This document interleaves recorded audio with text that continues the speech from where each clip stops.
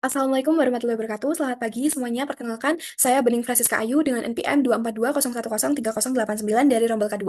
Pada kesempatan ini, saya akan mempresentasikan hasil analisis keuangan pada PT Indonesia Kendaraan Terminal Tbk atau IPCC. Nah, untuk bahan kajian yang akan kita bahas, yaitu ada pendahuluan, lalu ada kajian kinerja dan fundamental, yang ketiga analisis risiko dan biaya modal, yang keempat struktur modal, yang kelima kebijakan dividen, dan yang keenam kesimpulan serta saran. Selanjutnya kita masuk ke pendahuluan. Jadi PT Indonesia Kendaraan Terminal Tbk atau IPCC merupakan perusahaan yang bergerak di bidang jasa terminal kendaraan dan logistik. Kegiatan utamanya meliputi bongkar muat kendaraan, penyimpanan kendaraan, hingga layanan logistik pendukung lainnya. Perusahaan ini memiliki peran yang cukup penting karena menjadi salah satu pendukung distribusi kendaraan di Indonesia, baik untuk kebutuhan domestik maupun internasional. Selain itu, IPCC juga merupakan bagian dari Pelindo Group sehingga memiliki posisi yang strategis dalam sektor kepelabuhanan.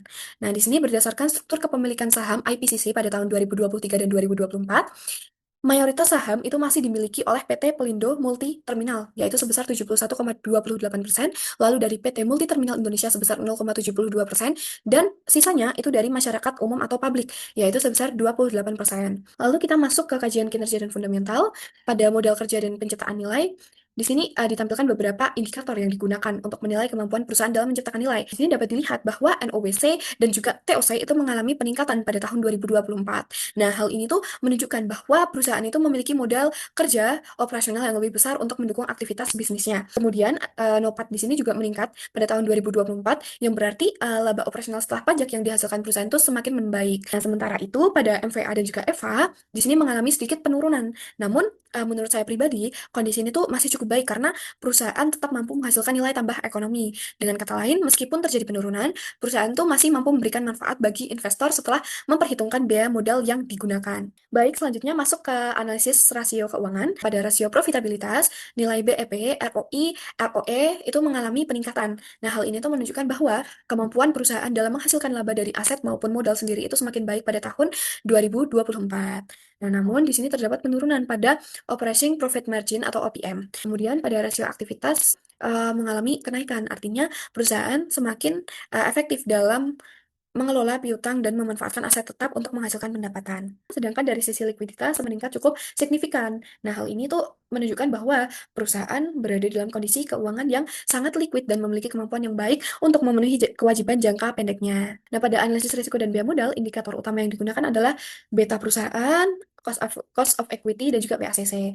Nah, di sini beta perusahaan tuh mengalami penurunan dari 0,87 menjadi 0,86. Nah, nilai beta yang berada di bawah satu itu tuh menunjukkan bahwa pergerakan saham perusahaan itu cenderung lebih stabil dibandingkan pasar secara umum. Selain itu, dari cost of equity dan BACC juga mengalami sedikit penurunan pada tahun 2024.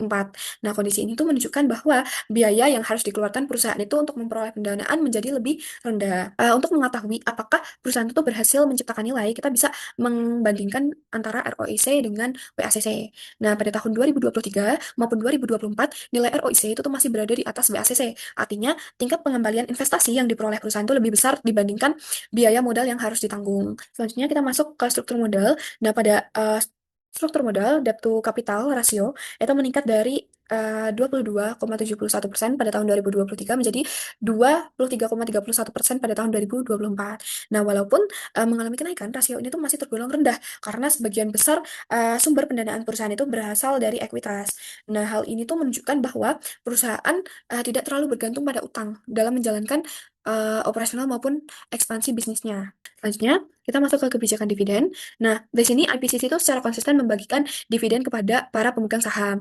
Nah, konsistensi ini tuh menunjukkan bahwa perusahaan itu memiliki kemampuan menghasilkan laba serta menjaga arus kas yang stabil. Nah, bagi investor sendiri, pembagian dividen yang berkelanjutan itu merupakan salah satu indikator bahwa kondisi perusahaan itu berada dalam keadaan yang sehat. Kita masuk ke kesimpulan dan saran. Nah, berdasarkan hasil analisis yang dilakukan, dapat disimpulkan bahwa PT Indonesia Kendaraan Terminal Tbk itu memiliki kondisi keuangan yang cukup baik.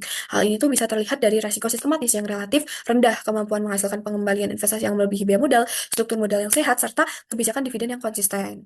Nah, adapun saran yang bisa diberikan kepada perusahaan adalah di sini tuh perusahaan perlu terus meningkatkan efisiensi operasional biar profitabilitas tuh dapat terus tumbuh. Selain itu, perusahaan juga perlu menjaga struktur modal yang sehat dan juga mempertahankan kebijakan dividen yang konsisten untuk menjaga kepercayaan investor.